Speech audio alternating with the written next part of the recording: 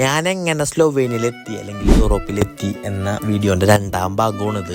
ഞാൻ already first part ഇട്ടിട്ടുണ്ട്, അതുപോലെ കാണാം. ഇത് രണ്ടാം ഭാഗമാണ്. അങ്ങനെ നാട്ടിൽ ഊമ്പി തെറ്റി നടക്കുമ്പോൾ എങ്ങനെയെങ്കിലും രക്ഷപ്പെടണമെന്ന് നമുക്കൊരു മനസ്സിലൊരു ചിന്ത വരും.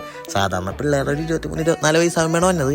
എൻ്റെ പ്ലസ് ടു കഴിഞ്ഞപ്പോൾ തന്നെ എനിക്ക് എങ്ങനെയെങ്കിലും രക്ഷപ്പെടണം, ഏത് വഴിയായാലും.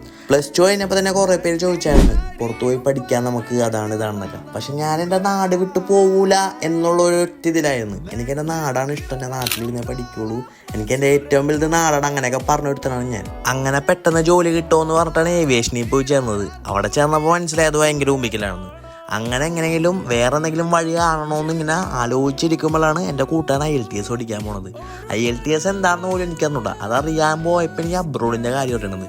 ഞാൻ അബ്രോഡിൻ്റെ കാര്യം മനസ്സിൽ കണ്ടപ്പോൾ ഇൻസ്റ്റാഗ്രാം മാനത്ത് കാണും എന്നാണല്ലോ. അങ്ങനെ ഇൻസ്റ്റാഗ്രാമിൽ ഒരു ആഡ് കണ്ട് നമ്മുടെ ഹോളിഡേ ഇൻ ഹോട്ടലിൽ ഒരു ഇൻ്റർവ്യൂ ഉണ്ടെന്ന് പറയണ്ടായി സ്ലോവേനിയയിൽ.